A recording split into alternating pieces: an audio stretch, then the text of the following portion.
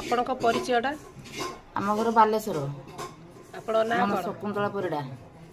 ଆପଣଙ୍କର କଣ ହେଇଥିଲା ଯେ ମାଙ୍କ ପାଖକୁ ଆସିଥିଲେ? ମୁଁ ଉଠି ପାରୁନଥିଲି ବିଲକୁଲ, ଗୋଡ଼ ହାତ ସେ ବସିନେ ମୋତେ 2-4 ଦିନରେ ଉଠେଇବେ, ମୁଁ ଶୁଇନେ ବି 2-4 ଦିନରେ ଗୋଡ଼ ଖାଞ୍ଚି ସିଧା ରଖିନେ ଉଠେଇବେ ନା, ଉଠିନି ତଳୁ ଖାଇନେ 2-4 ଦିନ ଉଠେଇବେ, ବସିନେ ବି 2 ଦିନ ଧରି ଉଠେଇବେ ଯେ ନିଜେ ଉଠିବାରେ ମୋର ସାହସ ନାହିଁ।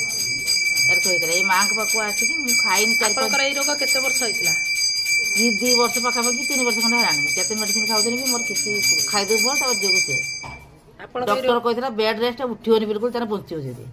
ଡାକ୍ତର କହିଥିଲେ କଣ କହିଲେ? କହିଲେ ତମେ ବଞ୍ଚିବନି, ଉଠିବନି, ବେଡ୍ ରେଷ୍ଟ ରହିବ ଯଦି ତାର ବଞ୍ଚିବ, ମାନେ ପାରାଲିସିସ୍ ହେଇଯିବ।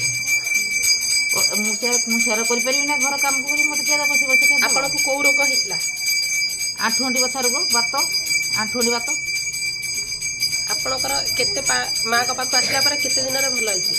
ସିଏ ମତେ ସେଇ ପ୍ରଥମ ଥର ମତେ 21 ଦିନ ଭିତରେ ମୋର ପୁରା ବହୁତ କମିଗଲା।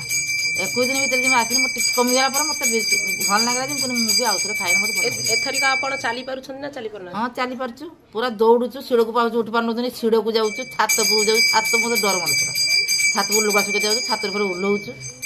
ସେତିକି ମୋର ହେଇଯାଉଛି। 4-5 ଜଣ ଲୋକ ଧରୁଥିଲେ, ଆଉ ଏବେ ଧରୁଛନ୍ତି? ନା କେହି ଧରୁନାହାନ୍ତି। ମୁଁ ନିଜେ ବି ଉଠି ପାରୁଛୁ, ତଳେ ରହି ଉଠି ପାରୁଛୁ, କଥା ରହୁଛୁ କିନ୍ତୁ ଉଠି ପାରୁଛୁ। ଠିକ ଅଛି, ରୋଗରୁ ଯଦି ଆରୋଗ୍ୟ ହେଇଛନ୍ତି ସବୁ ଲୋକମାନଙ୍କୁ ସମସ୍ତଙ୍କୁ କଣ କହିବେ?